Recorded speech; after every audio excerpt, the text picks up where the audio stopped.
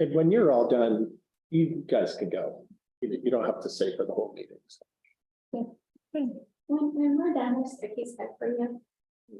I'm sorry. When we're done, there's cookies there for you. Okay, the time is now 6 o'clock and we'll call to order the school board meeting for the Granite Falls School District. Rise and join in the Pledge of Allegiance. I pledge allegiance to the flag of the United States of America and to the republic for which it stands, one nation, under God, indivisible, with liberty and justice for all.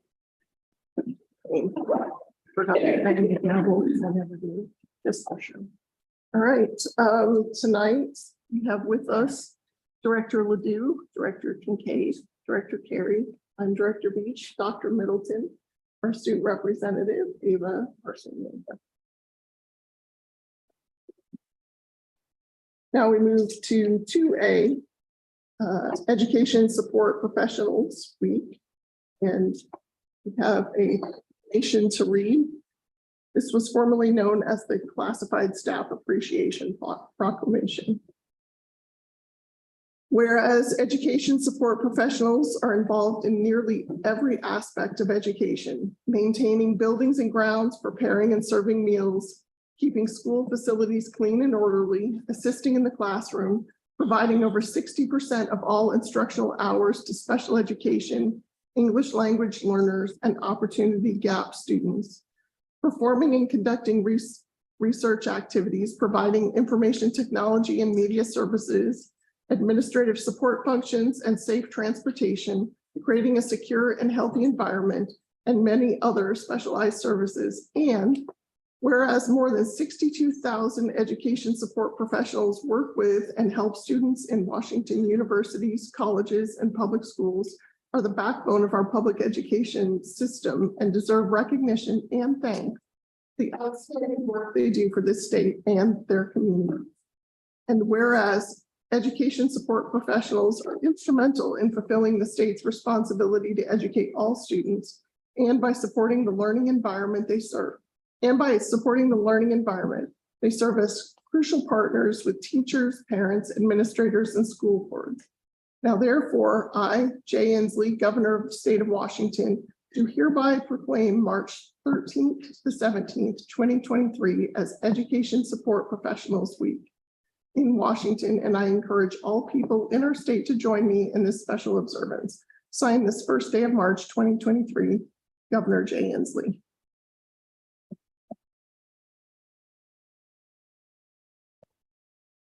Next, we have 2B board comments. We're done here. You want to Director Ledoux? All right, so quick this week. So hopefully everybody was able to attend parent-teacher conferences. We all had 2 days off. Hopefully we used them well, learned about what our students were doing. Most importantly, though, I wish I'd mentioned it 2 weeks ago before kind of hindsight, but just make sure going forward, or hopefully you did this during the parent-teacher conference this time, is use it as an opportunity to specifically learn how you can help at home. I know that's a big missing piece, right? Is we rely on our educators so strongly to provide the base of education for our students, but it's only for so many hours a day, and it tends to fly out the ears once they get home. So the more that you can ask about how can we continue to support, the better. And then, I mean, just where we are tonight, right? We can only learn with a really strong foundation, and what's more foundational than K through 2, right? So I'm really excited to hear from Dawn and Patty tonight, and yeah, that's pretty much it for me. Thank you. Director Kincaid. I don't have a lot to say for board comments tonight, other than Happy International Women's Day.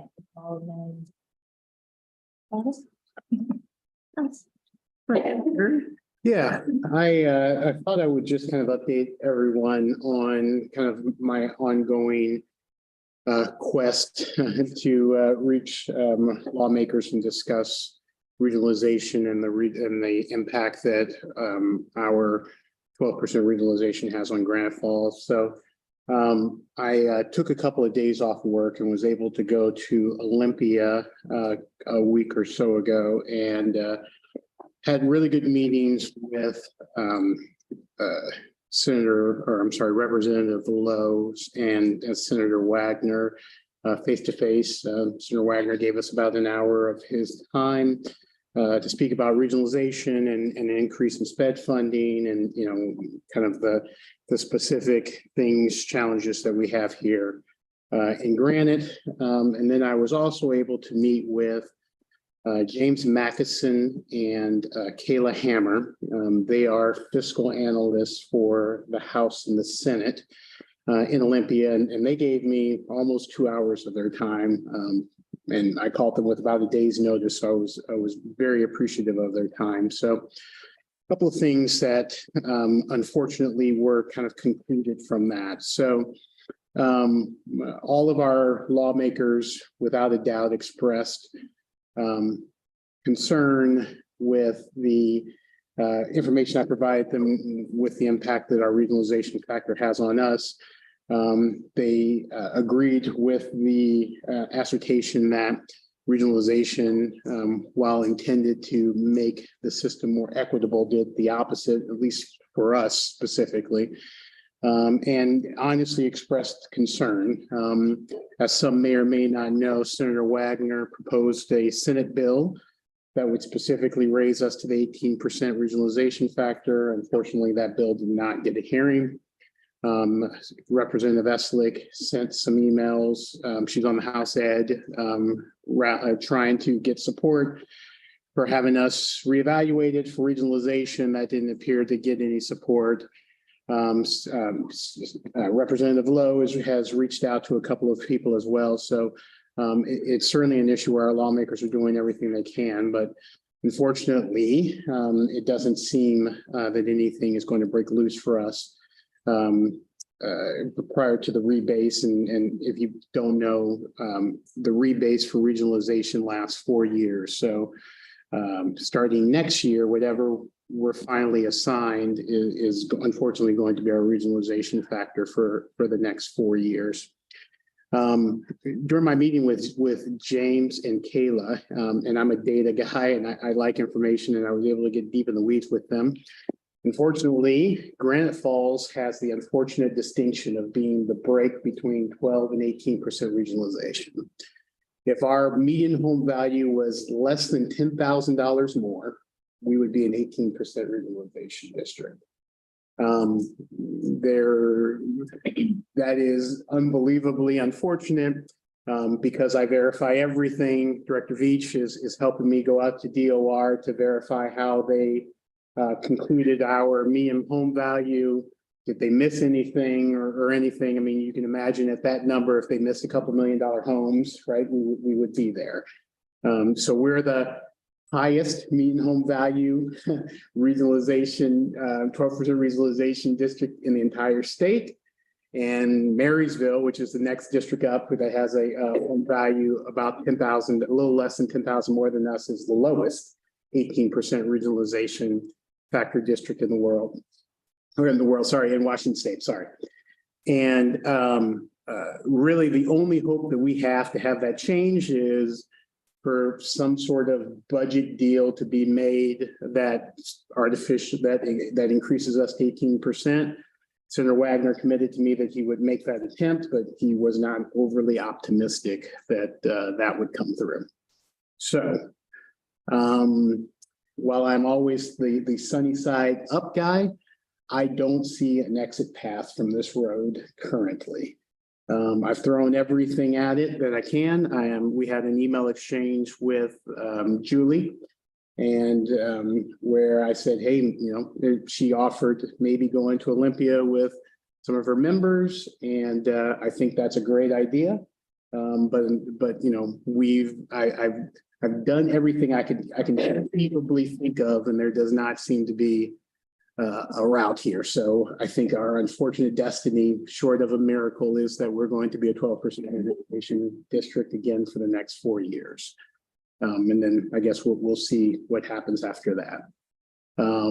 So I know that's not the news that everyone wanted to hear. It's certainly, despite best efforts by several people, I think that's just kind of where we're at. So we can still find a way to move forward strong. We just have to understand that, there's not anyone that's going to come in riding on a white horse and save us. The help via SPED, I was hoping at the very least we could get some help on SPED funding.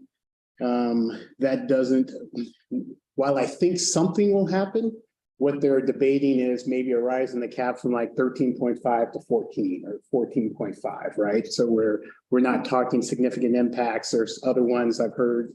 There's a House and the Senate bill, and they're kind of debating, maybe some phase in or something like that. And it doesn't appear that anything that happens on that is going to be significant or soon enough to really make a significant impact financially. So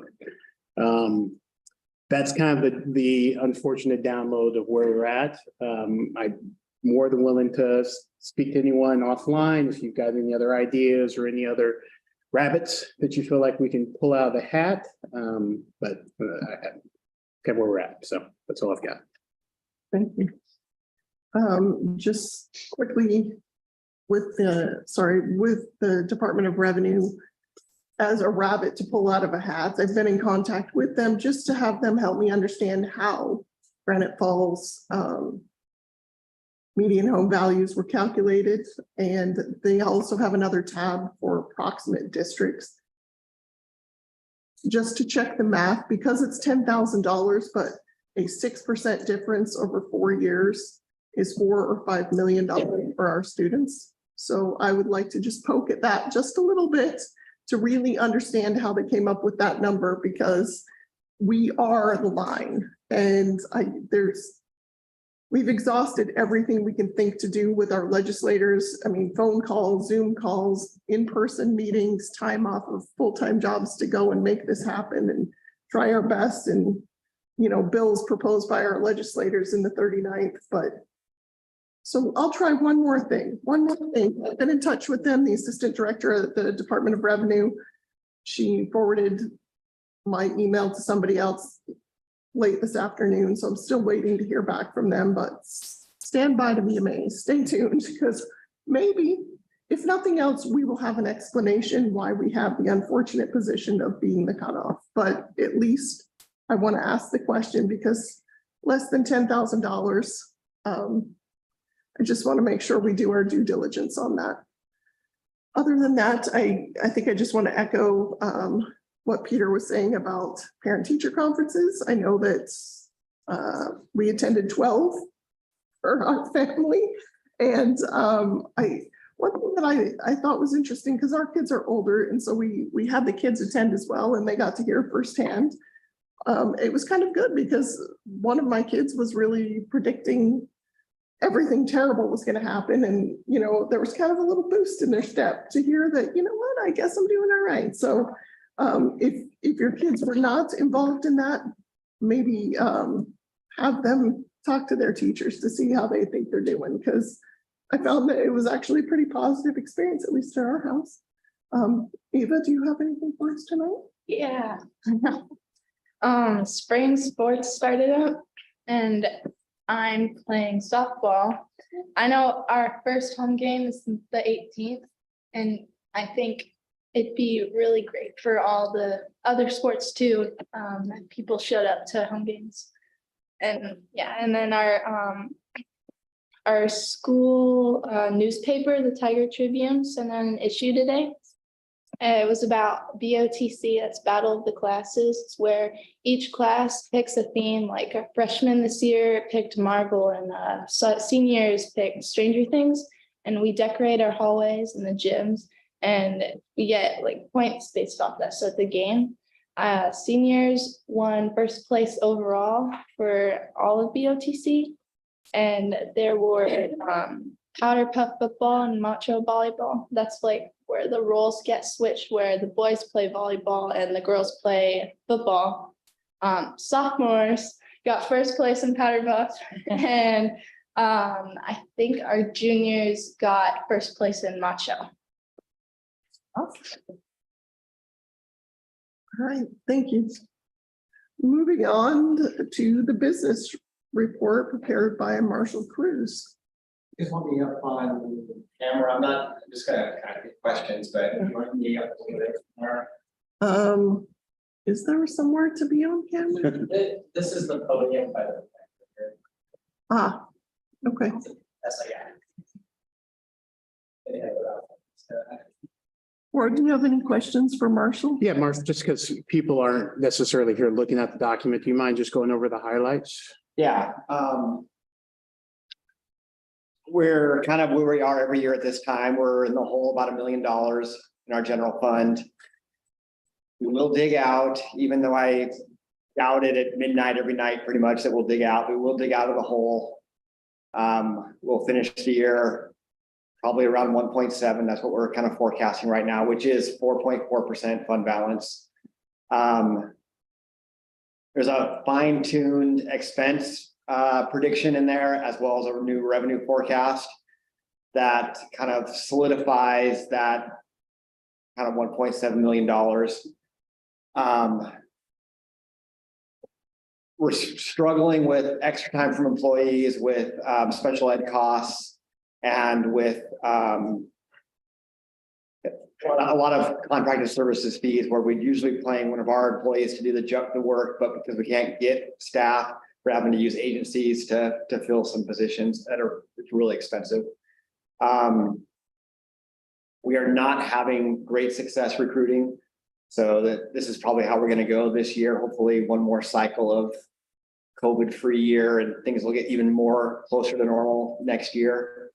I included in the 30, 60, 90, I moved it up closer to the front. Our audit should start March 27th. So what they like to do is like to come in for a while, figure out what they're going to audit, and then they'll start the entrance. We'll survey the board to see when a good time is for an entrance conference with the auditors. Well, they'll go over with the board what they're going to audit this year. So this is the comprehensive audit year. So it's every other year is a more in-depth audit. This year is the more comprehensive audit, where they'll audit our financials, they'll audit our federal 1 or 2 federal programs. That's what they do every year. And then every other year they can dig into whatever they want. So they'll kind of survey surrounding districts to see what other auditors are finding other districts.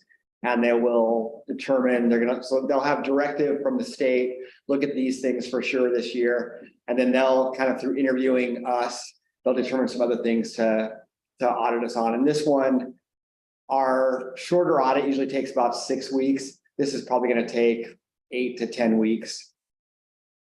And board can be involved.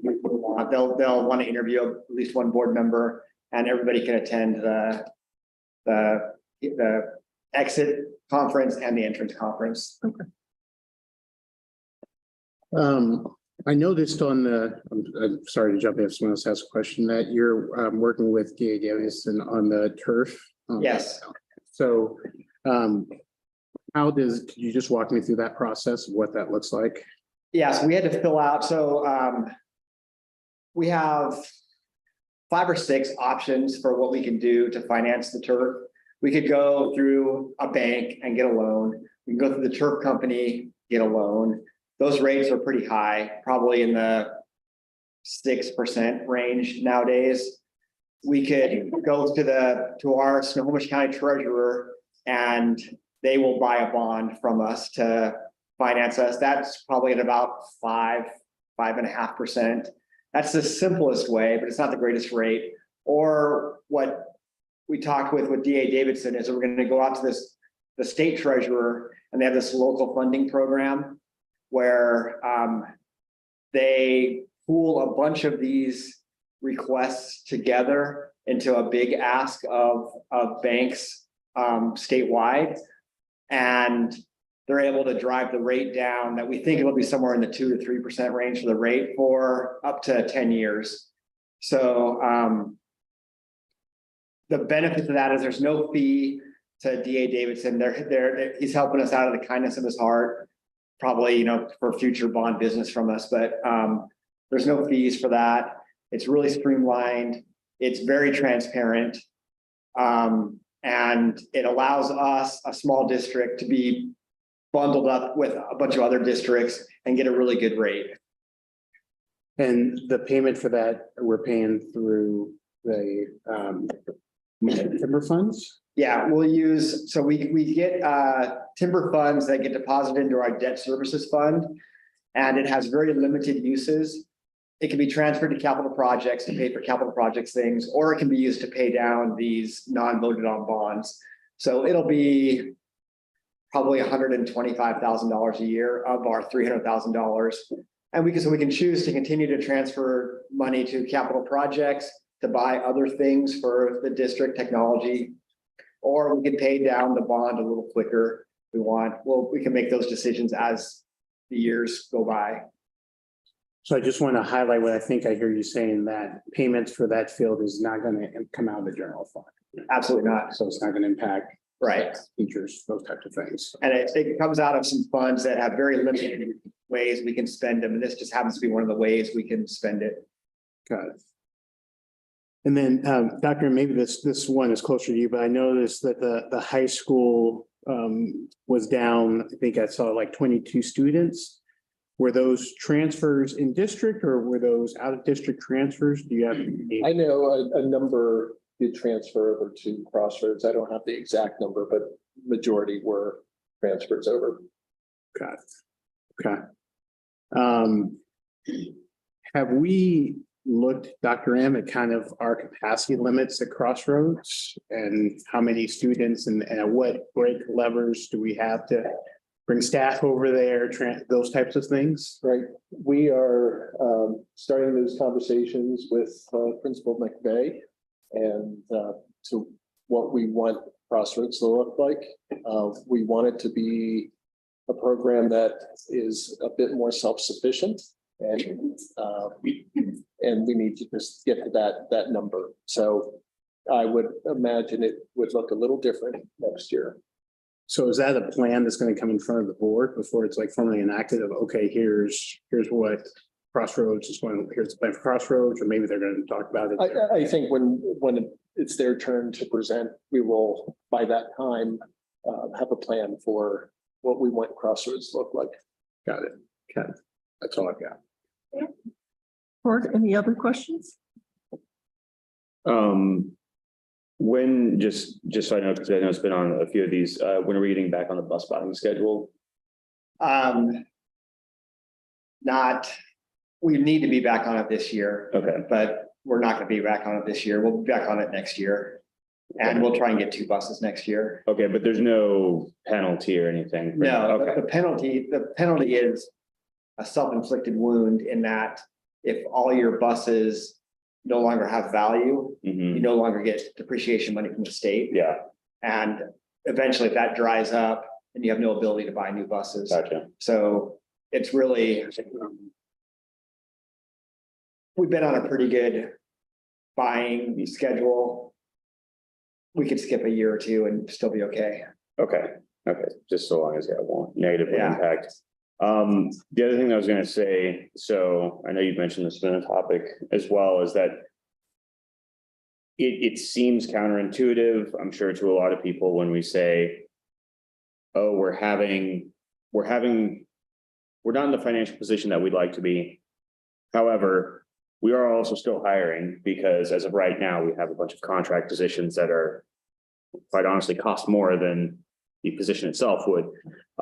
So I'm actually going to use my own terminology, and I'll have the outrageous ask to anybody in the room, anybody that's listening, administrators to pass it down to their staff as well. Just try, I know you think it might be a fruitless, labor or something. Find 5 people, look at the job recs that are available. We have 19 openings right now.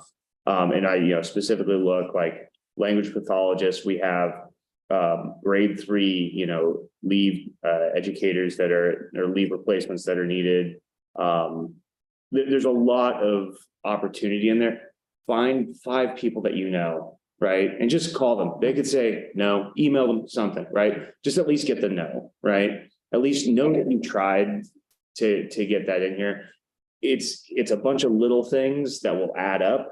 But I just know that we keep hitting this wall of having to bring in people at these exorbitant rates because we can't get a full-time person in. And I even look in, we have food service too, which is available, custodian, maintenance, right? Like there's tons of opportunity. There's lots of different job opportunities in here. So just reach out if there's somebody that knows, or even call it a pyramid scheme. I don't care, right? Find 5 people that will call 5 people. I don't care, but just like get the word out because they're posted.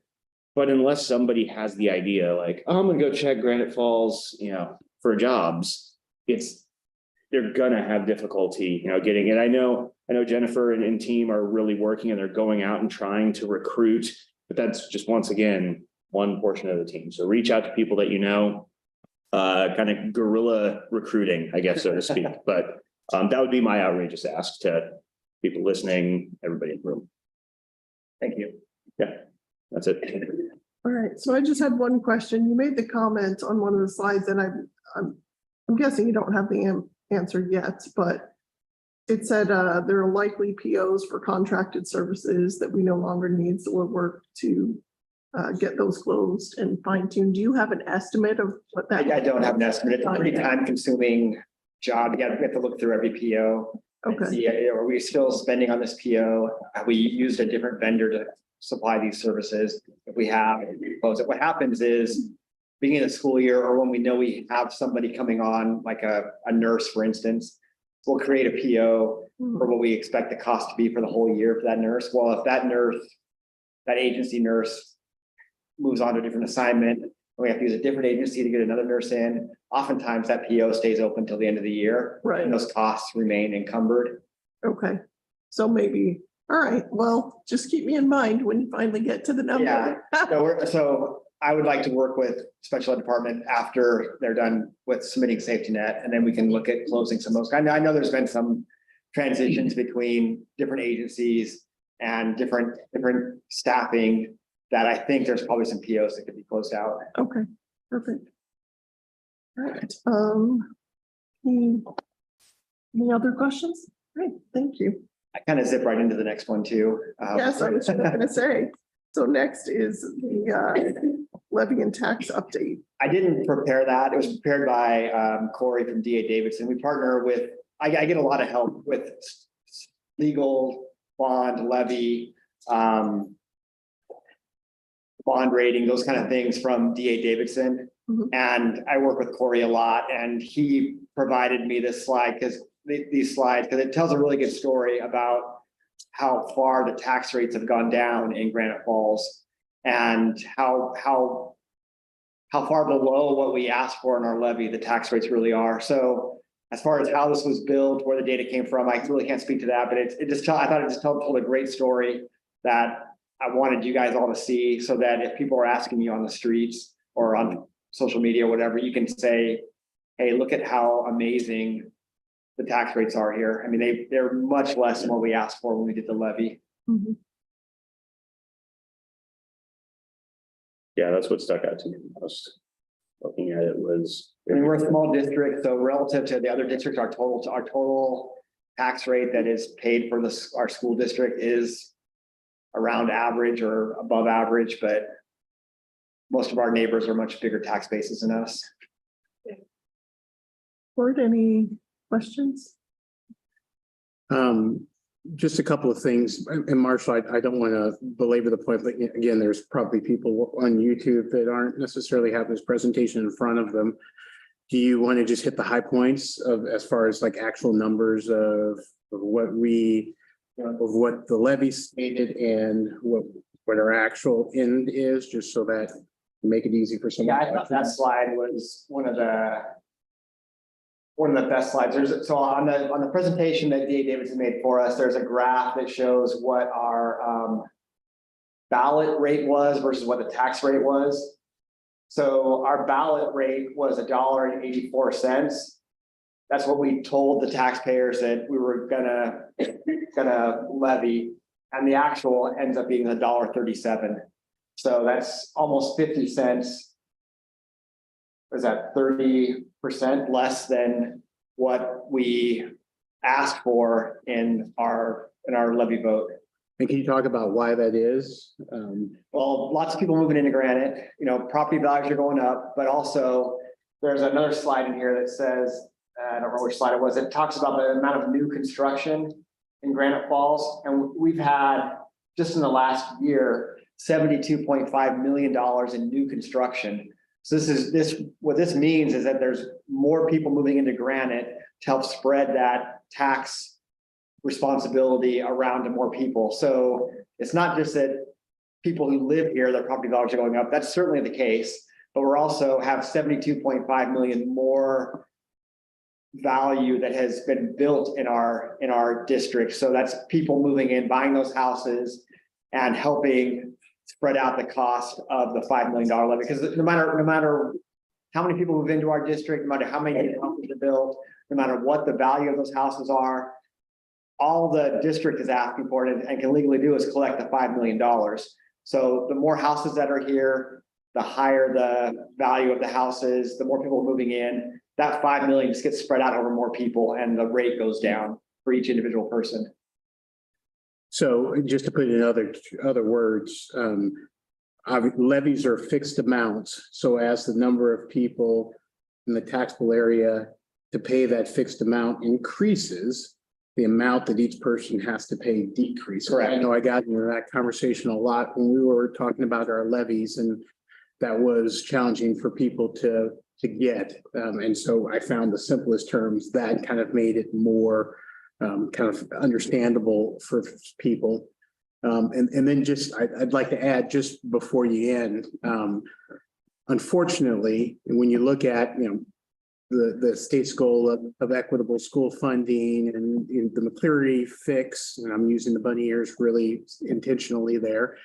One of the unfortunate realities is that we, being the smaller rural school districts, we don't have the ability to levy as much as nearly our larger counterparts, our greater assessed counterparts. For example, our $1.68, I forget the exact number of levy with a district that's assessed somewhere around, was that $3 billion, was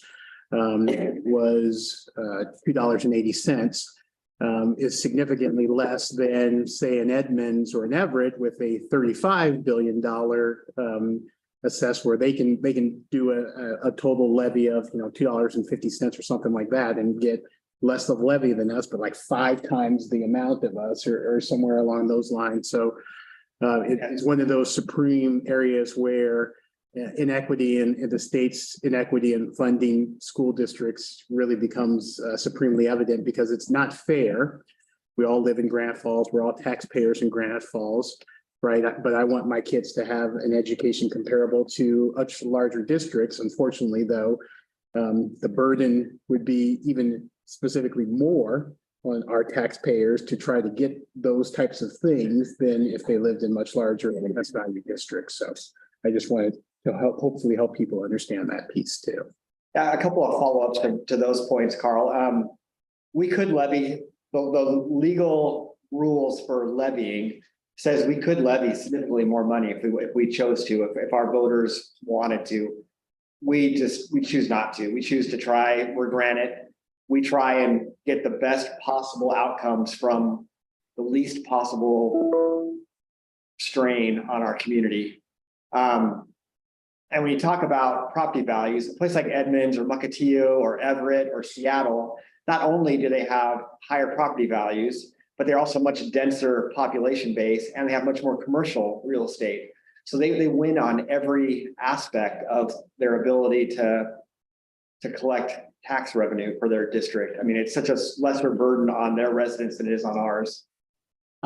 Just a follow-up to your follow-up, because you got me going. Everett School District, actually, their recent levy was more, they had approved by their voters more levy than they could legally collect. And the hope was that the legislature, when they up the levy limits, they would automatically be able to start getting those limits. So just comparably speaking, we have a significant amount of more that we could legally levy, but we choose not to, whereas districts like Everett are asking for more than they could legally levy, always trying to chase the top part of that. So just as a little additional information. And that's not conjecture, that's absolute fact. That's all I've got. All right, thank you. Thanks. Thank you. Moving on to 3C board reports, WIAA. Yeah, thanks to Carly by way of Fitzgerald for sharing some of the sporting information that's coming up. So high school baseball first game is on Saturday. That's in Bellingham at Joe Martin Stadium, 11 a.m. If you want to go get out there and support. And then the first home game is actually on Thursday, the 16th. That's versus Nooksack. And then so as Ava was stating, so girls softball is starting. The 15th is their first game at Orcas Island. And also as Ava mentioned, first home game is the 18th. Versus Mount Baker, and then also boys soccer and girls tennis is starting as well. So get out there and support. Everybody loves to have people cheering in the stands. Thank you. And legislative report. I don't want to make it a long night, so I shared a lot of my update during the board comments. So that's all I've got for right now. And community reports. Okay, I got quite a few things to talk about. So the first thing is, since there's such a huge amount of people who have moved here recently, the Granite Falls Historical Museum is inviting everyone to come. They're open on Sundays from 12 to 5. They have some really cool displays there, and I haven't been there in a while, but a few years ago, Fred had this software that you could see your property, and it has all these map layers on it. You can peel back the map layers and all the way back to see who homesteaded your property, and it's really cool. So, and there's all kinds of stuff talking about our rich logging history and the mines and all that kind of stuff. So that's a really cool thing. Again, open Sundays 12 to 5. Some other things going on around town. The Granite Falls Community Coalition, they have food bank is today from 4:30 to 6. But they're open on the second and fourth Wednesdays, and then on the first, third, and fifth Wednesdays, they have a satellite location at the Wind of Joy, which is at 20721 Canyon Drive. So literally, you could go every week and get fed. So if you are in need, go. Let's see what else. The Chamber of Commerce meeting is tomorrow, the 9th at 6 p.m. at City Hall, and they're just inviting everybody, especially if you are a business owner. And the city council meeting, they have actually one tonight. It's a joint meeting with them and the planning commission at 7 p.m. But they are also on the first and third Wednesdays at 7 p.m. Some other things going on, the Granite Falls High School class of 2024, they're having a safe and sober grad night fundraiser, selling Krispy Kremes, and pre-orders are going on now through tomorrow. You can email the Granite Falls, it's GFHS class of 2024 at gmail.com to pre-order those. The boosters are going strong in all of the schools. Some of the highlights that are going on right now is here at Mountain Way. They're having a movie night coming up on the 17th, which is Lyle Crocodile. And then they're going to have a sock hop on the 14th, which is going to be the cutest thing. I'm very excited for that. They just had the Monte Cristo just had a successful neon dance held over there a couple weeks ago. So all kinds of things going on all over the place. And then just around town, Little League, softball and baseball practices have started, games starting in April. And I just saw a thing right before I came here that the middle school, they are accepting people for track. Yes, track, go sign up for track. So that's it. Yeah. All right, thank you. And now moving on to 3D Mountain Way annual report presented by Principal Don Weddle and Assistant Principal Annie Stursky.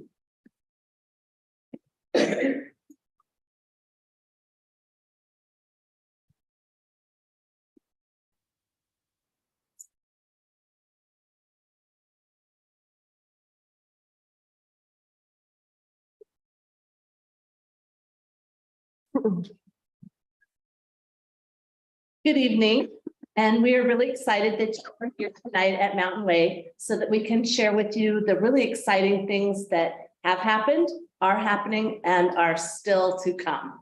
So We hope you enjoy our presentation, and if you have any questions, we will take those at the end unless it's very pressing, then after them. So on our, you're so good. I thought you had to get over here. On our PowerPoint, the first thing that we have is just some reference pages for our PowerPoint so that later on, if you need to look back, you can just quickly reference here and say, oh, that's on this page. You don't have to flip through the whole slideshow.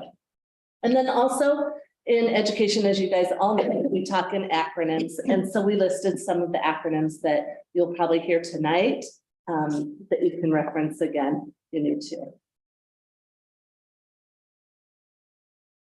So in the past, last year specifically, we had 4 goal areas. Our first goal was to increase iReady benchmarks in math from 11 to 20%, and our multilingual learners, which will be referenced as MLL, from 0 to 20%. And that was math. And then in reading, we had to increase iReady benchmarks from 13% to 22% for all of our students, and for our multilingual learners from 11% to 22%.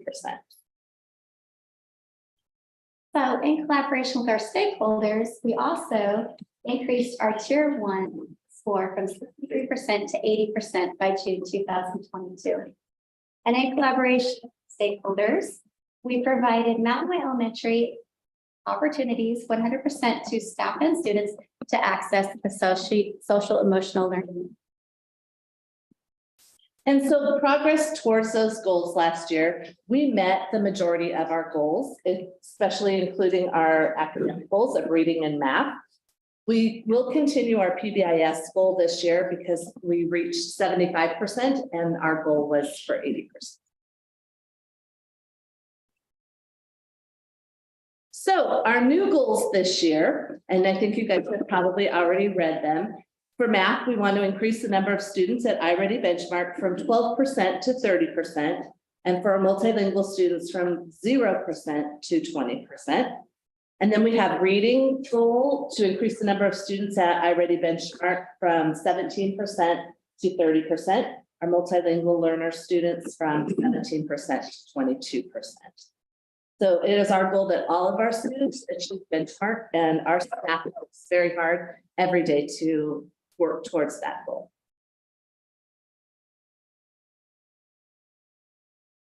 Okay, our third goal is to create or strengthen a culture of unity here at Mountain Way with our students, staff, and families. And it'll be measured by staff, student, and family perception, and that'll be by June as well. Also, we are going to increase our tier 1 score from 63 to 80%. And I know that in November, we were just calibrating ourselves and we are already at 75%. And I know at one board meeting that I attended, we talked a little bit about how goals were set.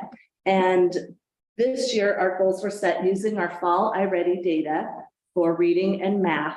And then we will look at our growth to the spring. And so it looks a little bit different when you see the numbers coming up on a couple of previous or couple slides in the near future on the slide deck. We ended, pretty high, and then, oh, now our goal goes way back. Well, it's because we are starting with new standards for that grade level. So just to kind of clarify that a little bit. And the next slide just talks about some of the data sets that we did look at. iReady diagnostic data. We have a dyslexic screener called the RAN assessment that we utilize for our students K2. We use the OSPI report card, the Washington School Improvement Framework data. We looked at WIDA data. And WIDA, this is just kind of a fun fact, doesn't have anything to do with Washington. It stands for Wisconsin, Delaware, and Arkansas. It's the language proficiency test that we give now. So anyway, those are just some of the data that we did look at. Before we go into that, I'm going to add one more thing. Sure. We also have an SBA goal this year, and that is to help our second graders start writing more often so they're prepared for next year for smarter balance testing. And so one of our goals here at the end of the year is to be crafting an informational paragraph with our second grade students.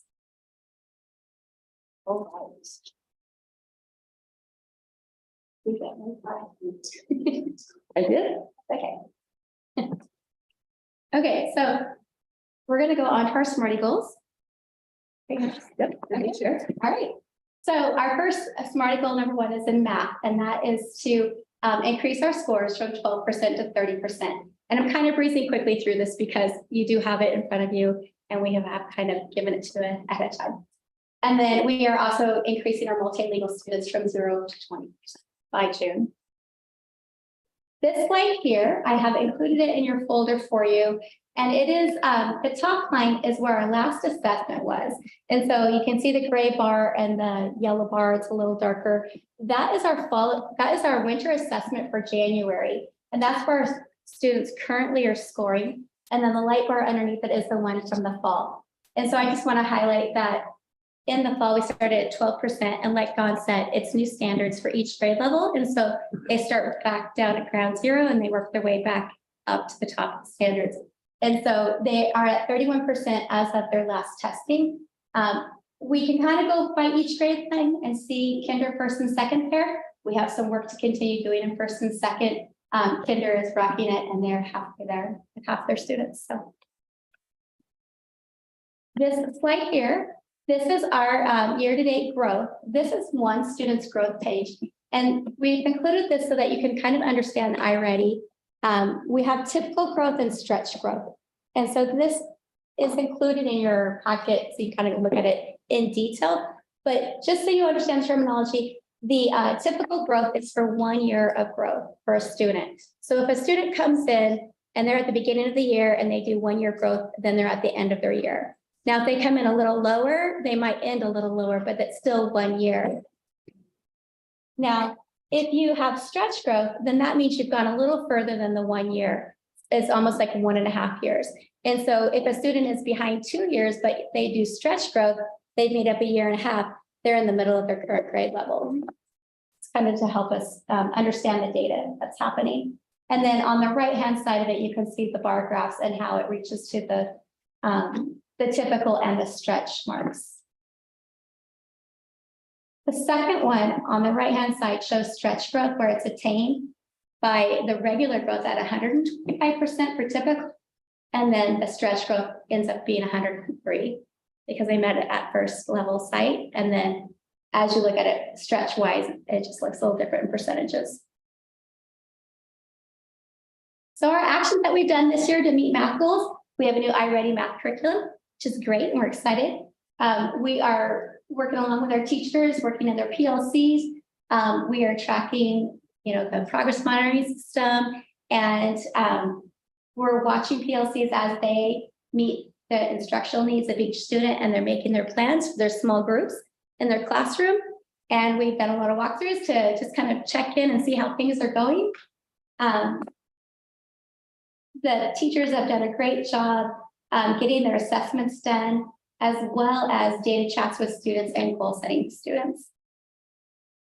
So moving on to reading, again, our goal this year is to move from 17% to 30% this spring for all of our students in iReady benchmark, and our ML students, multilingual students, from 4% to 22% in reading. This slide is, the next slide is very similar to the math, except this is reading. And so as you look at this, the red part of the bar shows students that are approximately 2 years behind or below grade level, below benchmark. Yellow is approximately 1 year, and then the green is like at that grade level. It could be at the beginning of the grade level, or if it's a striped green, it's at the end of the grade level, above grade level.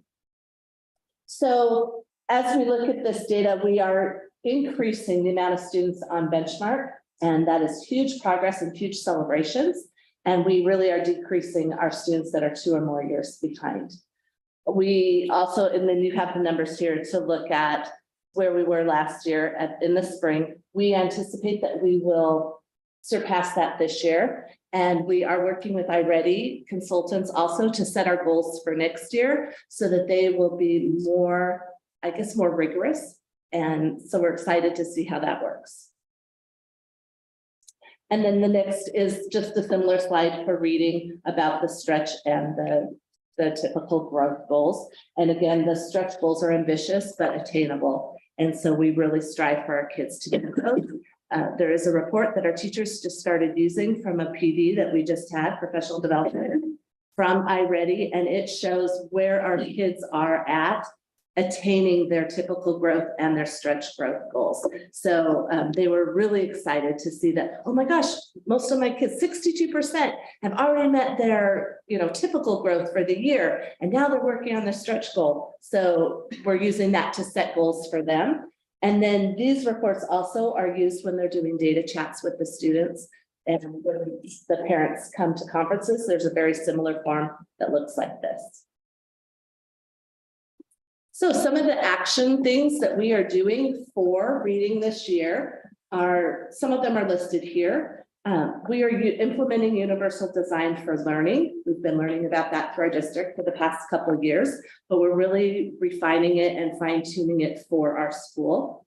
We've switched this year to version 2 of Amplify curriculum, which has been a really good switch for our school. It is more diverse, and the stories are, and the pictures, things like that. So I think that will be a really positive change for us. We also revisiting the science of reading with our staff. And this is perfect because our Amplify curriculum is based around the science of reading. So it's, and that is the push right now, science of reading. And we don't have to go out and find a new curriculum. We just need to really learn more about what the science of reading is and how we teach foundational reading skills to kids, maybe students that aren't really getting it the first time you teach it. So one thing that we are doing, we have reading leaders. That's different this year. And we were providing them some professional development to take back to their PLCs, their professional learning communities. That was not providing, I guess, the impact that we really wanted to see. And so we readjusted midstream, actually. Today was the first day that we had a different company. It's called Core Reading, came in and provided professional development for our staff and embedded coaching. And today they went to every classroom, and tomorrow and Friday they will be here and they're going to provide modeling and some elbow coaching with staff. So we're really excited about that. So when things aren't working, we are always trying to revise. And when things are working, we are not just like, oh, we're there. We're always trying to make it better. So some other things, we are working on fidelity through the curriculum, and that happens through our PLCs as well. What lesson are you on? How are you administering the common assessment?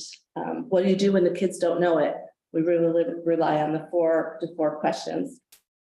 Small group instruction is huge, and we were really focused on that.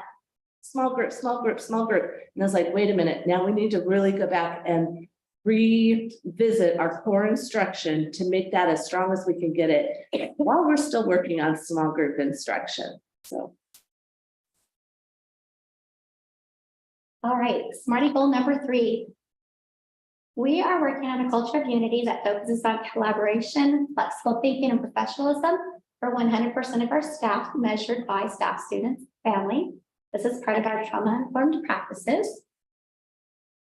And the actions that we are doing to meet this go along with our TILT team, which is our trauma-informed learning team. And the things we are focusing on, you can read there on the right, Super 7. We are working on brainstorming with our leadership team. We are reinforcing Cubs behaviors. We have lots of Cubs in our building.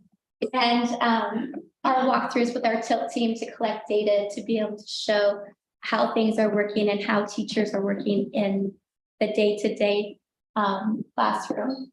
And then our Cub assemblies as well. And these are exciting things. So, we are at a meeting, we are presenting to you, but if you ever get the chance to stop by and come by and see them in action, they're pretty amazing. So we just have a few more minutes, and then we will answer any questions that you guys may have. So our 4th goal is our carryover from last year, and we want to be at least at 80%. And we will get there. We monitor that all of the time. And inside your folder is a tiered fidelity tier 1 inventory. So you can look at that and see what we are basing our scores around. See what we're looking at. So we're going to skip through. The next slide is just some of the areas that we are working on to meet our SMART goal number 4. Okay, our SBA goal, we kind of talked about it already, so I'm going to just go briefly over it. We want our kids to be aligned in the smarter balanced thinking, preparatoriness for it. We want the kids to know what it is when they get to 3rd grade and to not be surprised, and we want to build stamina. So we're going to be writing this spring. And, Our actions for that. action. It's a writing interim, and where they're going to do baseline paper so that they know where they're at to be proficient at level 3 or 4. And then this will also help with the stamina as they practice that. So we definitely want level 3 or 4 so that we are in line with the state. We really have a focus in our community and our district on early learning. And so I put in here some slides for you about where our scores were from last year and this year for our WA kids. And this is an assessment that our kinders take when they enter school, and then how ready they were. And one thing that really stands out to me is that there are 6 areas that they're assessed on. And this year, 13% of our students, approximately 160 students, came in with 0 of those 6 skills ready for kindergarten. And so that's, you know, some gaps that we need to fill. And so we've really been working with our community. We have an early learning team that's community-wide and district-wide. And that team is doing things like family engagement and learning. And we're doing prime time in conjunction with the library. We're putting on a math night that is for early learners, as well as all the way up through whoever would like to come, 8th grade, but for sure for Monte Cristo students as well. And then we have Ready, Set, Learn, which is a resource fair for students and children, well, for families with children ages 0 through 5. We also started our transitional kindergarten program, which was huge. And we have approximately 16 students here every single day that will be 5 by the time kindergarten starts next year. But we treat them just like kinders, and it is so fun to watch them learn and grow. And we will have kindergarten roundup, which will be May 2nd. Professional learning communities is a really big initiative this year for our district, and it has really impacted how our staff work together and what they work on. And that has been huge, and that's going to impact our scores and our student achievement. We did do a self-assessment, and so the average of the scores are on this slide for you to look at, just so you can kind of see where our staff kind of place themselves when I think it was in December. So, and then just some 4 things. Well, there are 4 critical questions that our staff focus on during their PLC time. And we really try to hold that time sacred for them so that it is about academics and achievement of their students. And we just now implemented team time, a different time, so that staff could talk about all the business parts of what it takes to be a teacher and keep this learning part as separate time. All right, school culture and climate, there's a whole list there for you. I just kind of want to home in on the 10-minute meeting at the end there. This is everything that our school does, just so that we function from day to day. And on Monday mornings, our teachers come together. We talk about what's happening in the week. We talk about our students. We talk about just different things that are happening in the classroom of the teacher that is hosting our meeting. And then we are sent off for the week for a fabulous day. And then attendance. Attendance is not on our goal area, but it will be next year because it is a huge factor for student achievement and student behavior. Every day, if you come to our school, you'll see this chart out in front of our school where the parents buzz in and out. We keep track of how many minutes are lost each day from early exits and from tardies, which is huge because that impacts our whole school every time somebody is taken out or comes late to class. We right now currently have 86% attendance rate. We are working very hard to help our students to have the foundational skills that they need to be successful students, successful in life, successful in their education. And we have a long way to go. So it sounds like, oh, our goal is 30%. Well, really our goal is 100%, right? To reach benchmark. But right now we're just trying to make that part attainable. but we are striving for more than that every single day. And next year, we're going to up the demand of our goals. We're going to focus on engagement and rigor, differentiation of small group instruction, and we're going to change our multi-learner focus to special education focus. Attendance will also be a goal, like I said. We thank you guys for listening. You know, we went over a little bit of time, but if you guys have any questions, before we release the questions, you guys ask us questions, we do want to invite you anytime to come to our school and see our work in action, because it is amazing how hard the staff is working. And it is even more amazing how hard those students are working every single day. So please come and join us. I just have a few, so it shouldn't take too long. So originally I was gonna have a question about the reasoning behind the iReady increase or the readiness increases. But it sounded like you kind of addressed it. So my understanding is your current goals are based off of like historical growth. So in years past, you've grown by 20-ish%. So then that's what you're tacking on to 17 or 20% here. And looking at where we're starting, so like we're starting at, let's say 12%. Yeah. Okay. And so the tilt team, so you're measuring perception, and you mentioned data being collected. Just out of curiosity, what kind of data is being collected? We have lots of data. Get right back there. Really quick. Okay, so this year we focused on class meetings, personal greeting at the door, mindful transitions, visual schedule, 5 positives to 1 correction, second step SEL curriculum, and hub expectations. And so we picked a couple to begin with in the beginning of the year where we collected data, and it's teachers collecting data. So it doesn't feel intrusive. It feels this is part of our community. And this is what we do for our students. Okay. And we're on there right now. We're on class meetings. And so it's just one of those things that we did. I think we focused on like maybe 2 or 3 last year out of our 5, and now we're hitting the rest of them. Okay, perfect. Yeah. And then so just as important as increasing the green, I've really dumb it down, is decreasing the red. So I've seen that the entry year stuff looks great. Right, obviously when I'm seeing that 17 kids came in ready and 80 to this point in the year are now on grade level. And then there's also the decreasing red number. That's fantastic.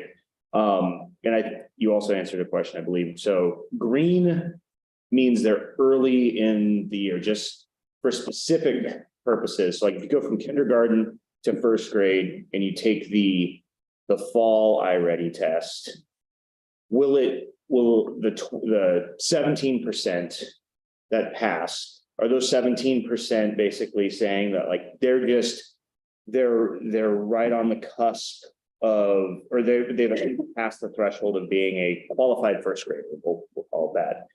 And then everybody else is still functioning in a kindergarten capabilities? So it's measuring let's say, that's measuring overall K2. But if you look like, let's say at kindergarten, so it's 26% of students, 26% of the students met the benchmark, all the benchmarks for kindergarten. Introductory Right. kindergarten. Yes. Okay, jumping in. And then the slash line is like end of year Yes. goals. Okay. Yeah. Those 26% are looking for enrichment. Yeah. Okay. Yes. So then I guess that jumps into my next question is kind of the meat of what I'm wondering. Obviously you're doing tons of great work throughout the school.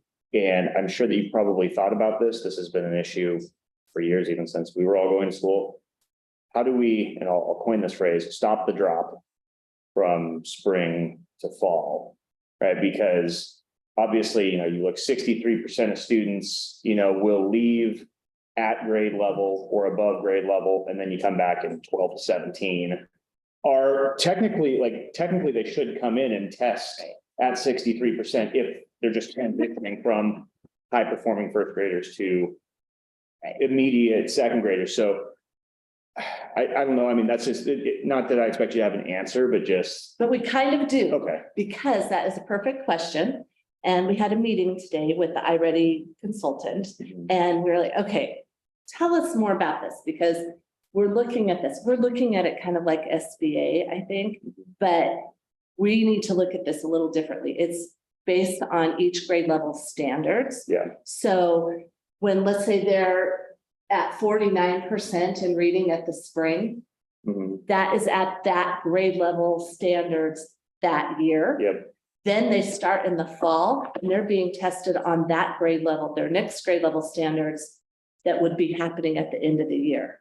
Okay, so then that's a little bit different than from, like, there's a beginning of the year standard and end of the year standard. Right. There's only end of the year standards. Okay. And that's so- why their typical and stretch goals are set based on end of the year standards, Okay. and they don't move. So let's say you met your typical growth, it's not going to change, Okay. right? It's set for the year. Yeah. Okay.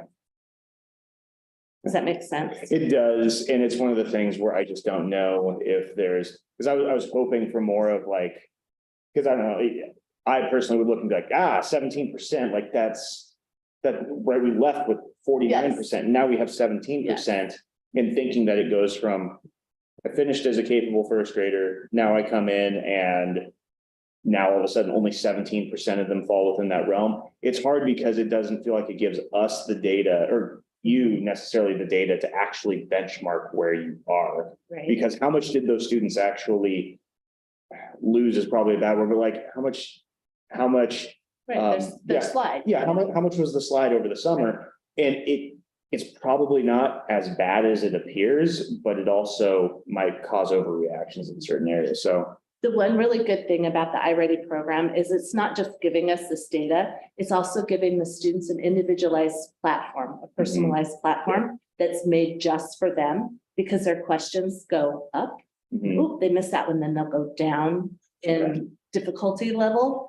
And so it creates a pathway for them, and then it gives the teachers like printouts of everything that they need to work on. Okay. And, oh, for phonics, do these things, and that's going to support them as learners. So that's one great thing about this program. Instead of just looking at the data, like we want to look at, like we've looked at SBA for years, like, oh, we're comparing apples to apples here. It doesn't work for iReady right now. yeah, because I know like in the past, other schools have done like summer workbooks or something. I don't know if those have been disproven or anything, but things, yeah, for like $15, you can buy the first to second grade transition summer workbook or so on and so forth. So maybe that's something too that we can, I'm sure even places sell them. So it's not a cost to the school. It would just be a cost to the parents that are. And the slide is real. Yes. It is real. Oh, 100%. So they work really hard the first month or two of school to really catch the kids back up. Right. And that's my main point, is that if you start off more closely to where you ended, Yes. then, because honestly, the issue that I see when I see the district as a whole across is I'm not necessarily like high performers. They're less likely to drop out of that bucket. They'll regroup and everything, but that red seems to grow increasingly year in and year out over top. And I think it's because there's that slide, and then there's it's hopeless sort of mentality, and year over year it just keeps building. So that's why I'm saying just as important as green increasing, it's getting that red decreasing. Obviously your numbers are great, but as we see those through Monte Cristo and middle school and high school, they seem to keep just ballooning up. So that's why I mentioned earlier, like foundation is so important. And it's really, really important to know that this is an online assessment. Our kinders have never, some of them, opened a computer before. They're taking this in September, October. That is difficult. So we use a lot of teacher data also, like where are they, right this minute of time? Where are they in letters, and can they write their name? And this does not do, can they write their name? Right. Can they hold a pencil? Yeah. Okay. Thank you. Yeah, thank you. Any other? I do, yeah. Yeah, I go ahead. didn't know if anyone else had any. Appreciate the information. I guess just a couple of questions, kind of looking at the data and just kind of trying to unpack how you landed on the goals and stuff like that. So 21, 22, fantastic growth in math and reading. roughly 39% in math, and roughly 44% in reading. Huge gains. And so just out of, I guess, curiosity, and I certainly don't want goals to be on the far end of attainable, but you had, 30–40% of gain, but you're only asking for a roughly 18% growth. And it seems like you're probably about right there now in math. And probably right there also in overall in reading. Why, I guess, the conservative increase there? So next year it won't be as conservative because we're already in the process of trying to figure out what those will look like next year. There's a lot of answers to that question. One answer right now is we're coming off of COVID and we've had a lot of challenges. And we are going to have a lot of celebrations to celebrate with our staff and students. And so just setting an attainable goal for them was very good. Knowing that 30% is not really our goal. We are not going to be satisfied with 30% because what about the other 70%, right? That is not how we want to do that. It will be attainable. We were already very close. We've already met that pretty much. We will definitely surpass that this year. And then next year, this spring, we're going to work with Kenzie, who is our iReady consultant, and she's going to help us craft some attainable, rigorous goals according to the iReady data. So I do this a lot, by the way. I pair it just to put it in different words to make sure I'm understanding what I'm hearing. So are you saying that the goal that you said, while aggressive, was conservative enough for you to celebrate a win and say like, yay, we did it, and then potentially next year turn up the gas a little bit more? I wasn't for sure that we would get the goal this year, hopeful, but now as I look at their winter iReady data, I am confident that we will surpass that goal in all grade levels by the end of the year. But it was conservative so that it wasn't going to be so ambitious that we would not have made that. We're still dealing with a lot of challenges. One of our big challenges right now is getting kids here and kind of reteaching parents about what a sickness is and when to keep kids home, because we trained them from early on. Oh, they have a sniffle, we send them home. That was COVID. And now it's like, okay, they have a sniffle, send them to school because we need them here. If they have a fever, keep them home for 24 hours. If they throw up, keep them home 24 hours. If they have a sniffle, we'll wash hands and we will use a lot of Kleenex. So it's retraining. We've got to get them here so that we can then make the growth happen for all kids. Got it. So I guess follow up to that then. So obviously based on averages, a kindergarten is doing awesome. Obviously some challenges in first and second grade. Why base the goal on an overall rather than an individual grade level? And we can do that. We've never done that for any school improvement goal, but we can. That's a great idea. Yeah, I'm just asking the question. I don't get to make the decision, but in our hopeful new focus of really leaning into the data and stuff like that, when I look at that, I go, oh, great, we do a great job of kindergarten.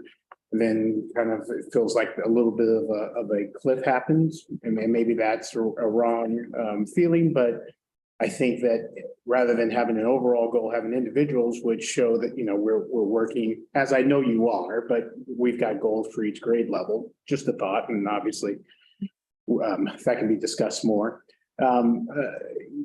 With your iReady consultant, did they give you any idea as regional or state averages on other school districts, high performing school districts, on where they're at with their iReady data at this point? So we did not look at that today, but when she looked at our scores, when we were speaking with her, she was very excited about our scores, even our fall scores. Because I'm feeling like, oh my gosh, that's only 12%. And what about all the rest of them? And she's like, no, that is great. They're already performing where they need to be.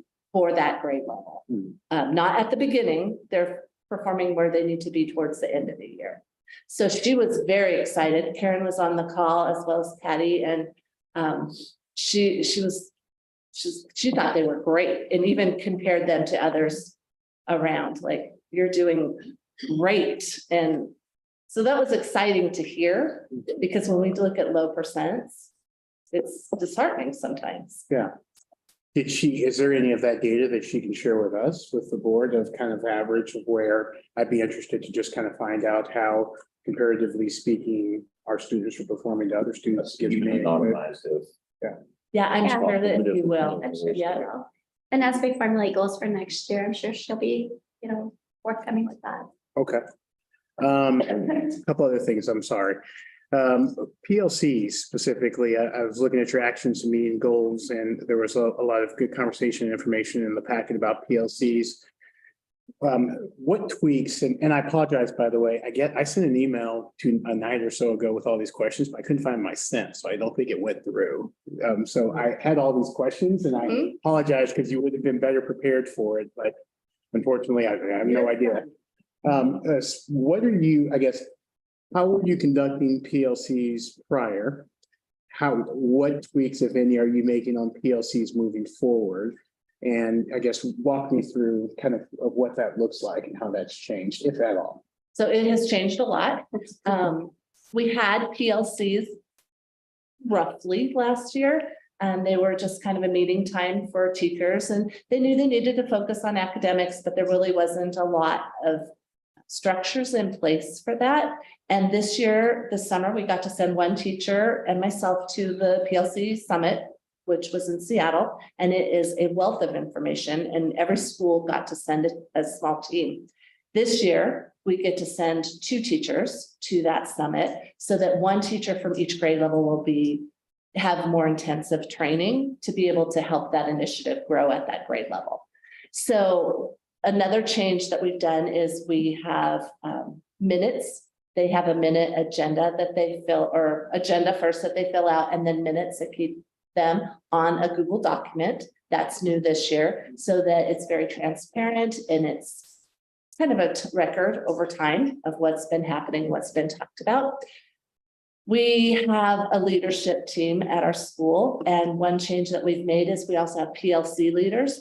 We have made those be the same people, so that when we meet with them, it's our PLC leaders and our leadership team kind of at the same time, so we can talk more about PLCs or more, we need to do this. And out of one of those meetings came our team time, like, but when are we going to talk about our field trips? Because we don't want to talk about our field trips during PLC time. Is that sacred time talking about academics or, however we can help the kids achieve? So then we came up with, let's do team time, which is in the morning, once or twice a month, in lieu of a staff meeting. And then they can have that time to do the work that they need to do as a grade level, but it doesn't take away from their PLC time. So we have that. I think the focus on being kind of on the same pacing, right? When you have a PLC, you're very accountable to your team about where you're at, what lesson you're on, what assessment are you giving? How are you giving the assessment? Because Patty's assessment's going to, we're going to be looking at my assessment and Patty's assessment, and if we don't give it the same way, then we can't really say, oh, your kids did really well, mine didn't, if she read the questions and I didn't read the questions to the kids. So that allows that time for common formative assessments. And then grouping kids, how do you group the kids, and what skills are you going to teach them from those assessments or the lessons? So it's very structured. We do have another consultant that comes. Her name is Ann. You guys have probably met Ann Ranker, and she's guiding our district through. She's continuing the work that Solution Tree started with us this summer, and just the accountability, and then the documentation. All of that is new this year. And it's a fire under all of us, like, oh my gosh, yes, we've got to do this. This is very valuable time. So how are you managing or reviewing those PLCs to make sure that they stay kind of on that track? or we can read them a couple different ways. We both go into different PLCs each week that they're assigned to the PLC model. And then we also have them online so we can kind of look at their minutes too. So like I spent my last one with special ed and I spent the whole time there, but I was able to go back and see, okay, well, they met, or was their agenda items. This is what they're working on. These are the assessments. And they really are sticking to those 4 questions. They're trying to, they're reining it in. You can kind of see it was very broad to begin with, and now they're just reining it in because they know this is the focus now. They understand the goal, they get it. And team time is for this other stuff that they have going on. So we're kind of taking those and separating them and just bringing them in. And then just constantly reminding them or pushing them to the next level. Oh, we need a goal. You need norms, those things are new for them. And then having the leadership team and the PLC leaders be the same people. We meet with them once a month, sometimes twice a month, and we go over, where are you guys at? What's happening? There's kind of an update at those meetings about what is happening. So is that review piece new that you guys weren't doing previously? Okay. To that depth and to because it's very explicit about what you need to have. And there are 7 parts of the PLC, and we have, I think, probably 3 or 4 of those in place. And as we meet in the district team, we're adding those on each time. And then we bring it back and we're like, okay, now we're going to do this. And so it's a work in progress. is. It's a work in progress, and teachers are working hard, and all the demands that are coming down on them, they're just like, whoa, wait a sec. But they're seeing it now. They can see where it's going, and they're given the time. They're understanding, we're respecting that time. We get that they have so much to do. And I think it is a work in progress. I have a couple more, but do you want me to? No, give go ahead. time to someone In else? fact, you've hit several of my own, so really you're slimming it down. So I may be stealing some of Director Kincaid's thunder here because she's such a strong advocate for parents, but I just had, it seemed curious to me on your procedure to get to your goals. I only basically saw, parents, families mentioned just under the math goal, but not under the reading goal and stuff like that. Maybe that was just omission, but are you, it seems pretty to me that obviously we need a strong involvement from parents, especially coming out of COVID for all the reasons that you said, and especially because parents are an intricate part of their kids' education to really kind of hit those goals. I guess I'll stop there and just ask, what did you mean to leave, I guess, parents out of the actions to meet SMARTY goals too? Or I guess, are they inferred kind of in a way, or? I would say inferred in there. We try to include parents in everything that we do. And now sanctions have been lifted and parents are coming into our schools, and we're doing things in schools this year. We have parent volunteers, and we are having parent meetings all the time with parents. So yes, and our booster club is very active now also, and has parents that we can tap into as well. Like, what do you guys think about these goals? We have a lot of staff that have children that go to school here, which is really nice because they kind of also keep us balanced. Like, wait a minute, that's not good. And why don't we try something different? And they always, are like, what if we do this? And they have some really great ideas, and they're speaking then as parents, not as a teacher. Yeah. So I guess just an additional to that. So I've been attending a monthly national PTA conference talking about parent and family involvement. I know Director Kincaid is working on a model policy for granted. For parent involvement. One of the things that's kind of come clear through those monthly meetings is that, and it's funny, I didn't talk to Director Ledoux about this, but you really hit on it. Like during these parent-teacher conferences, the discussion is usually based upon, oh, your student's doing good, they have an A, they're, things are well, a little bit of, maybe they sit, they have lots of lunch friends and those types of things. But there's very small, limited conversation related upon specifically, okay, parent, here's what I need you to do specifically. I need you to take this book and read these 12 pages every single night. I need you to take these sheets, like very specific, because as a parent, before I was doing this, I had no idea where I fit in the grand scheme of things. My idea of being a good parent was, being a good punisher if something wasn't great at school, right? So, and how they're absolutely right about how we're relying or really assuming the parents will go to all of these technical ways of checking their grades skyward and stuff like that. The parents have a million things going on, and again, just like me, have no idea where they fit in the grand tapestry of their kids' education. And that one-on-one teacher to parent contact, hey, not only for the negative, but probably even more specifically for the positive, right? Hey, just want to let you know, little Timmy did great in school today. I'm really happy. Those things we've been talking about his behavior have been addressed. You're doing a great job. Then it's been when the couple of times you have to contact them to say, hey, little Timmy didn't do such a great job. He's falling behind on math. Like we're really not, we have to kind of intentionally, the weight is on us to intentionally help parents where they fit, empower them to do a very specific thing, and then communicate clearly with them through the process.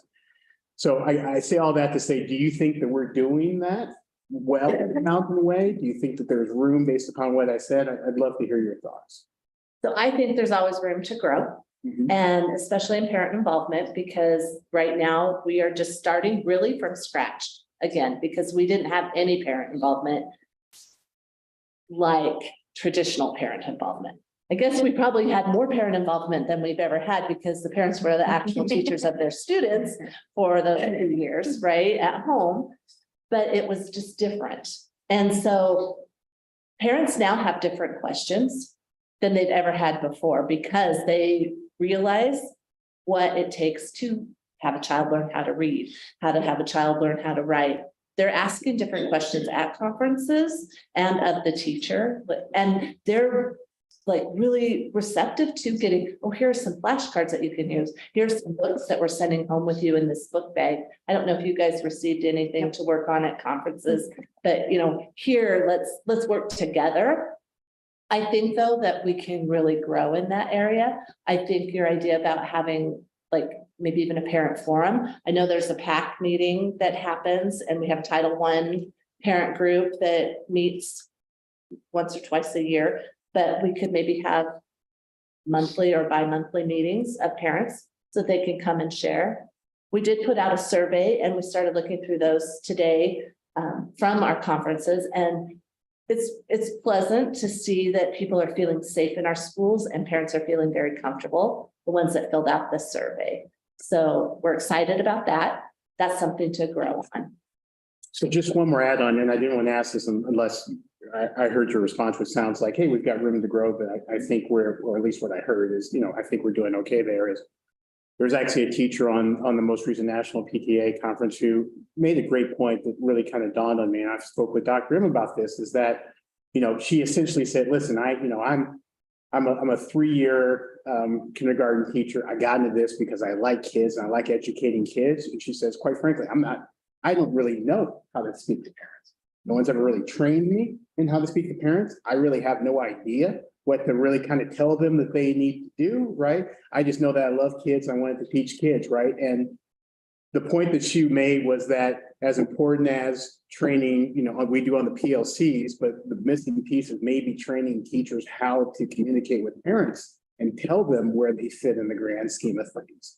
So do you think something like that would be valuable for our teachers, or do you think that we're kind of there? Most definitely. Absolutely. From the pandemic, I think that it became very easy. I think you guys, I'm speaking to you because you have kids right in our building. Remind is a very comfortable way to communicate. And there's lots of messages being sent out, remind messages, so they're kind of like email or text messages.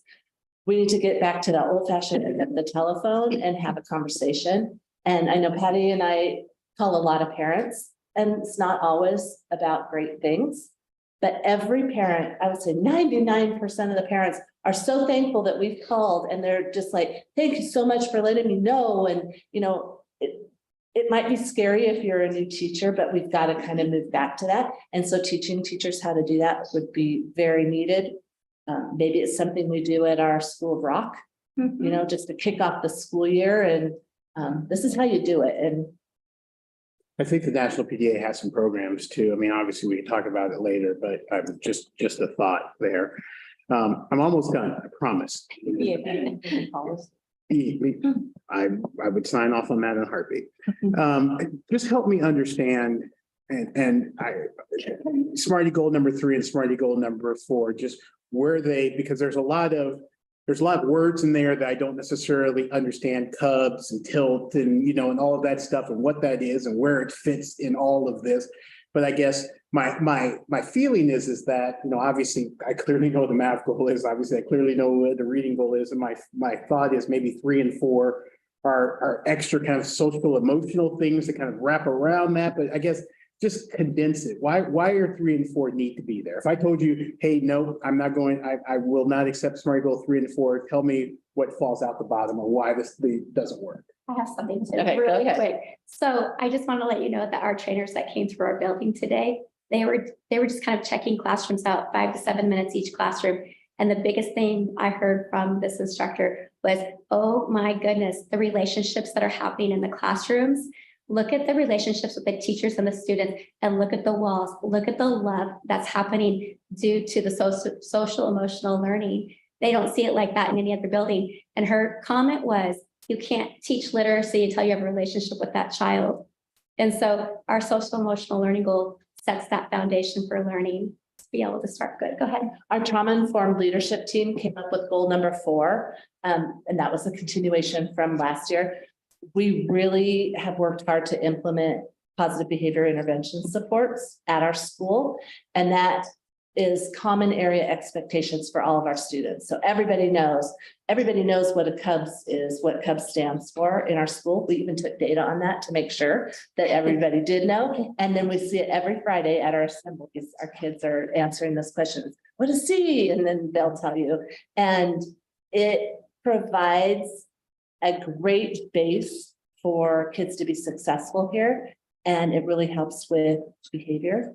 It helps with wanting to learn how to be a student, how to be kind and respectful and all of those things. Without it, when you come walk in our hallways, you're going to see quiet classrooms passing in the hall. They're respectful of other classrooms. Without that, you're going to see some classes walking in the hall trying to be quiet, others talking and, and hands are not to themselves. And so it's just a common set of expectations. Goal number 3 came from our teacher leader meeting that we had. And our staff came, there were 2 of them that said, we really need this culture of unity. And they named it culture of unity. And we wrapped our heads around what that is. And it's really trauma-informed practices, because many of our kids come with ACEs and with trauma, adverse childhood experiences. And so we need to meet them where they're at and then help them so that they can be successful in our academics, and that we won't have to have as many, maybe one-on-one paras as they learn all of the behaviors and how to learn and how to be here successfully. I just have one more, and I wanted to end on this one. I appreciate all the information. So specifically, I didn't see a slide in here that said, here's what we need from the board, or here's what we need from the district. So I guess the question is, how can we as a board or as a district admin support you? And is there any tool or thing that you don't have currently that you need in order to meet these goals? I mean, it seems like you're well on your way, but what do you need that you don't have? That was one, we're not really prepared to answer that probably. I mean, we have a wish list, but I do want to let you know that I feel, and I know Patty does too, that you guys are very supportive. And when we need things, we aren't asking you guys, but we are asking Dr. M, and we're asking Dr. M and Dr. M, and they really are working hard. And I'm sure through you guys to get the things that we need. Amplify version 2 was not on our radar to even get, but then the company retired our old reading curriculum. And so it's like, oh my gosh, what are we going to do? And so then they were like, okay, we've got to do something. And then we were able to get that for our staff. We just did a math adoption. We really wouldn't normally do a new reading. It's not really new, but an updated reading and a math at the same time, but we did it, and our staff really stepped up to that challenge, and so did our students. So I feel like you guys are very, very supportive. We've had some staff things and we went to all of these guys and we're like, what are we gonna do? This is where our students are at. This is where this individual child is. And you guys are very, very supportive there. So. Okay, well, my email, I'm sure all the board, we're open if there's something that. Thank you. You need that you don't have. And you guys come and see us, and you've been here as a substitute and as a parent, and just walk the halls with us. We can go into classrooms. We can check out all the things that we've talked about here today. So. I All right. can I, Yeah, go I ahead. just have a quick question. From a parent brain here. You talked about the dyslexia testing. Is that something that you test everyone with or is it like select or? So last year was our very first year doing it, and we tested every student, kinder, first and second. And now we just have to test our new kinder students and then students that have not been tested before. But it really just is a risk screener that says, oh yeah. And it was really exciting to talk with Teresa because we're just now analyzing those results. Yeah. And the students that she's having in her program are students that are showing, oh, there might be, you know, something, and it's not just showing, maybe at risk for dyslexia, but maybe some reading challenges. Okay. So, and then so she's serving a lot of the kids that have been identified on that screener as well. So we're excited about that. The other question I had, just out of curiosity's sake, so iReady, does it have a way to monitor guessing or if a student is like going super fast? Because I know I'm student teaching right now and at that school they do math testing and the teachers can watch them as they're doing it and it puts up alerts if they're guessing or going too fast. Yes, ours does that as well. So there were two students this last go around that we didn't catch in time, and then they had their rushing flag. Yeah. And then it was like, okay, do we have them retake it or not? And then it was like, no, we'll just keep their score. Yeah. And then we talked with the child about this was really important. And, you know, and that happens. You have to monitor super close, especially those little kinders that are like, I'm not quite sure what this means, and are just pressing the buttons. I was in Miss Richter's classroom and she did a whole lesson on how to take the iReady assessment. And so it was really nice to see that because she really prepared those kids. Okay, cool. That's all I have. All right, well, some of my questions I'll make an email, but I'll just, you know what, I'll just ask one. Carl asked a couple, Peter asked one, and Carly asked one of mine. The goal about second graders building and increasing stamina for their proficiency for writing. How are you building that bridge to Monte Cristo? Like, are you working with Paige? Is there some, like, the third grade teachers, do they get that sent over to them so they can see it coming in or see the progress, or somehow are they working with you to make sure that what you're doing is what they're expecting to receive? So great question. We have never done this before in such an explicit way, like, oh, we're going to do an SBA type of a writing, right? They've been writing and stuff like that, but not focused on, oh, this is an anchor paper. This is how you score a 1, a 2, a 3, and a 4, and just guiding them through that process. We just think it will help. One thing that did happen with COVID is that our kids did not write with a pencil. And that was really tough. And so their stamina just went down. It's sometimes a real chore to get them to pick up a pencil and write, and in second grade. And so we need to really increase that. And so we thought, okay, if we focus this spring on that and made it just kind of fun and exciting, and this is what you're going to need for third grade, we're doing third grade work. It would be a good thing for Monte Cristo, because everything we do is in support of Monte Cristo. Right. So we're the foundation. I'm always that's kind of one of those drums that I beat consistently, is that transition from one school to another, because it's a thing for students, right? But if teachers can sort of pave that way for them, it makes that transition a little bit easier. So I think, I guess I just wanted to ask about the 10-minute stand-up meeting. So do you just do those on Mondays? Is that just once a week? 10 minutes. It's once a week unless there's like no school on Monday or there's another reason why we Right. don't have it. But yes, Okay. so each teacher has the opportunity to open up their doors and we meet in that teacher's classroom in a circle environment. And then we go through that list. I will say, Do you do scrums every day at your work or no? I have 3 times a week, but just checking. No, I will say though, that if it's the same project I'm thinking of, right, my daughter's in Sergeant's class, and yeah, she's very excited to focus her writing on the mouse deer. So they get to, when they get to pick their own topic and find something that they're passionate about, it makes a lot easier. So. And if you walk our halls, you're gonna see a lot of writing right now that's happening. And so, our teachers are focusing K2 right now, which is really good. All right. Any other questions? Thank you. Appreciate the Thank presentation. you very much. Thank you. Absolutely. Come see us. Yes. Right, moving on, I need to change that. To items, 4A, items from the floor. Yep. I don't think, okay, so we don't have anyone here today. If you want to. I was gonna say, no, Ron, he got up and left. I was gonna say, excuse the French. Yes. 5A, unfinished second reading to amend policy 2021 library information and technology programs. Any discussion? Nope. I make a motion that we pass the second reading of policy 2021 library information and technology programs. I second. The motion's been made and seconded. All in favor? Aye. Thank you. Let's see. These 5B, second reading to adopt policy 6580, continuity of operations. Any discussion?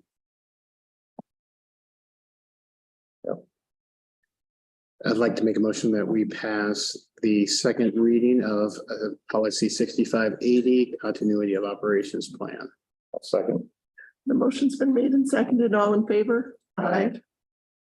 All right, 6A, new business, resolution 2223-06, transfer of timber funds from debt services to capital projects.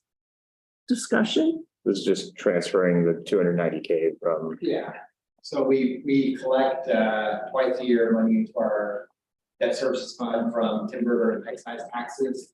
And we are allowed to use that to spend on capital projects items. So we're just trying to squeeze every dollar out of everywhere to spend to help maintain our building. So we're gonna move that over. We don't need it this year for our pay off the future bond for turf field. So we're gonna use this year to help supplement capital projects fund. I make a motion that we pass resolution number 222306. I second. All right, the motion's been made and seconded. All in favor? Aye. 6B, resolution 2223-07, the WASDA weighted vote removal. Discussion. Yeah, I'll just quickly talk about this. So I brought this before the board previously. That this was the intent. So WASDA has the ability for us, WASDA being the Washington State School Districts Association. Sorry, I'm doing the acronym thing, which is an organization that by statute, every school board in Washington State pays into and is a member of, has a list of bylaws, and those bylaws include a function called weighted vote. So essentially for any policy or statement that WASDA has on how they advocate for school districts in Washington State at General Assembly, every board gets one vote.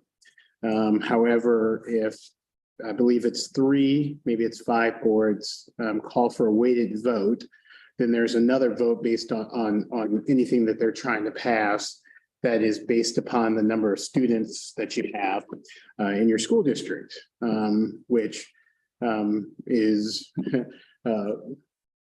negatively impactful to small school districts like us. And as you can see in the resolution, there's about 295 school districts in Washington State.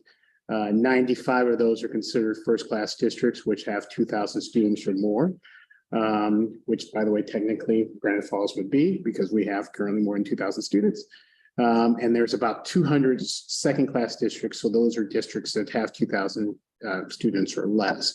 So obviously more smaller districts in the state than larger districts. So it seems unequitable to me that we'd have a system that would give so much power to larger districts. So if 5 districts minimum pass this resolution, then at the upcoming General Assembly, we as a complete body will vote on what I'm trying to do, which is remove weighted vote from the WASDA bylaws. I've had a lot of conversation on this the last couple of weeks. Hitting that number 5 won't be a problem, but I would love for us to be out in front of it and pass this resolution and really get the ball rolling on it. So with that, I'll answer any questions or anything that we have. Any other discussion? So I'd like to make a motion that we pass resolution 22-2307, WASDA weighted vote removal. I'll second. The motion's been made and seconded. All in favor? Aye. 6C, resolution 2223-08, participation in social media litigation discussion. If I could give some background before we do discussion and a vote. This is a national lawsuit by, and there are a number of lawsuits that are being formed right now, but this is the one that we would be joining. In Spokane, there's a law firm that we actually, as directors and myself, like, and at the law conference, we continue to be impressed with them. They are the Washington law firm that's heading this up and representing the state. And the contention is that, research continues to confirm that social media is playing really havoc on causing mental health issues in youth. That spills over into schools. We see that daily. And it's also associated with higher rates of depression, anxiety, and low self-esteem, suicide, and suicide ideation. And so the lawsuit alleges that defendants choose to put profits over the well-being and mental health of youth. This lawsuit, similar to the Jewel lawsuit, is a contingency-based lawsuit. There's no upfront fees, but we would be signing on, and the defendants are Facebook, Instagram, Meta platforms, Snapchat, TikTok, YouTube defendants, Alphabet Incorporated, Google, YouTube. So,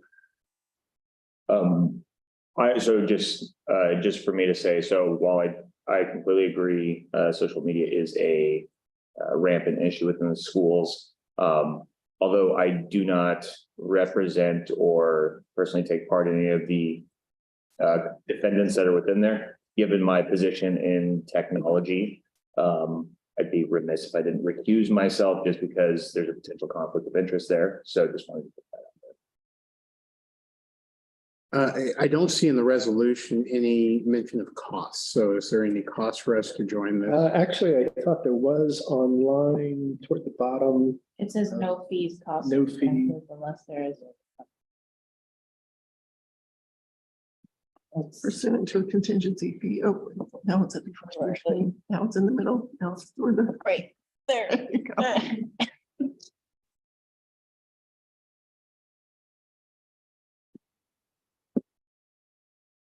I just want, can I say something? Yeah, Or you go ahead. No, go ahead. You guys. Oh, Go, you go ahead. So just to be clear, there's only cost to us if there's a recovery, so where they'll take some percentage of that recovery.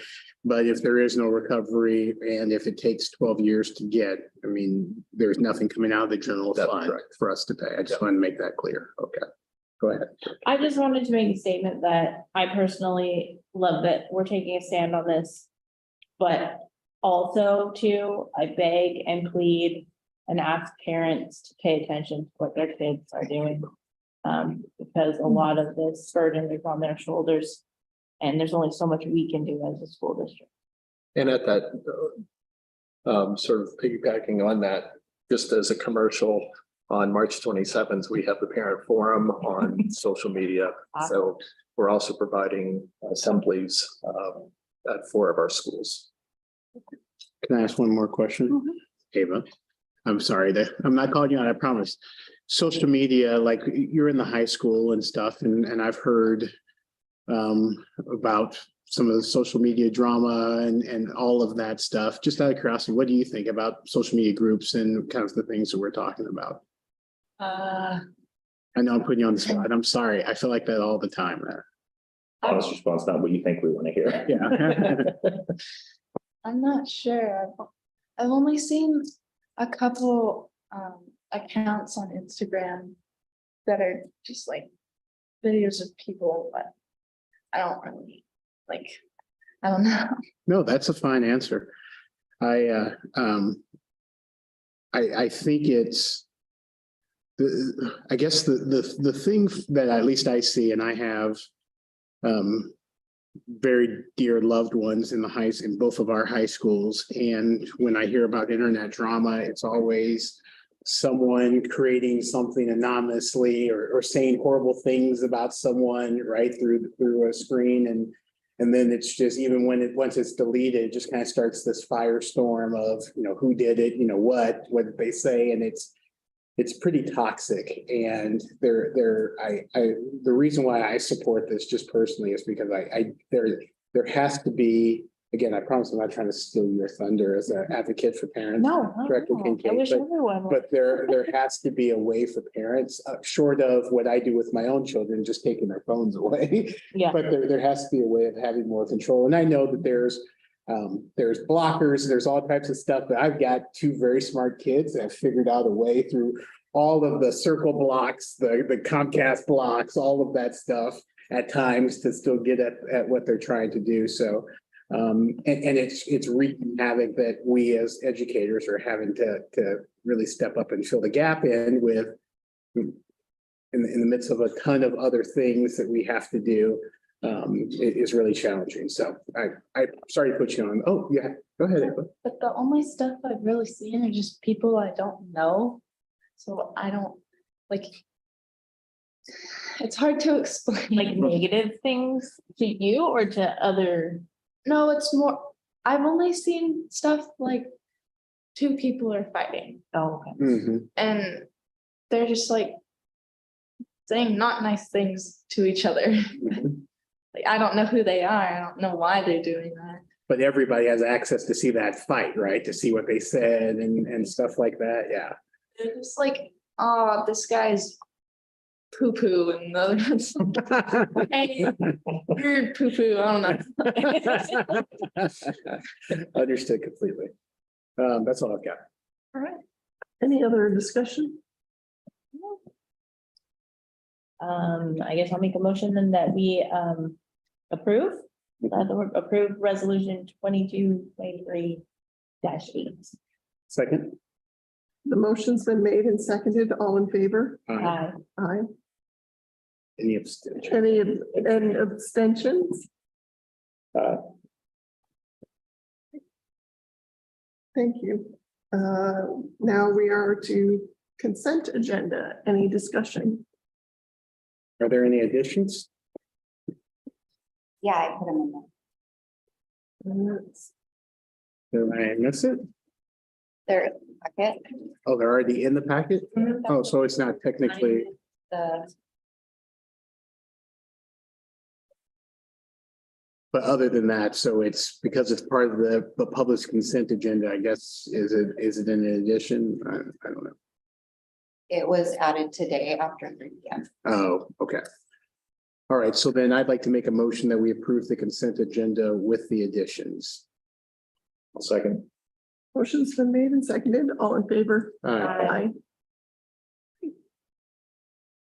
And we are adjourned at No, 7. we're going into executive session. Oh. We don't adjourn this one and then go into the next one? No, before the end of the meeting, we state that we're going into executive session for what and for how long and if there'll be any. Oh, well then. We're skipping 8A. So we're going to executive session for 30 minutes and For the purpose of, for the purpose of the performance of a public employee, and there'll be no. and there will be no action. So we're not. We're adjourned now to executive session. Okay, gotcha. So we're adjourned at 7:54 to executive session.